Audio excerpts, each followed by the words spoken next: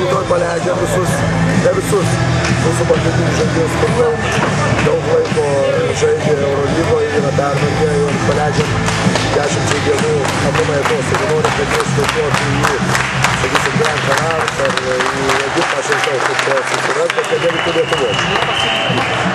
Taip, bet norim, kad neliktų Lietuvos, su šeimom, be šeimų nežinau, kad tai yra privaloma tvarka, vien dėl to, kad psichologiškai, paskui grįžtam 30 dieną, mes renkamės druskininkuose, turim savaitę laiko fiziniam paruošimui, pradėsim antrą, sakysim, šio sezono etapą nuo fizinio rinkimo ir sužaidėm eilę rungtynių ir pasiruošti, numatę pasiruošti LKF federacijos taurės finalui. Paliekam žaidėjus, kurie mažiau žaidė, kuriem reikia dirbti, paliekam su treneriu Arvydu Pronskiu ir su Robertu Ficaičiu, čia turi būti individualiai.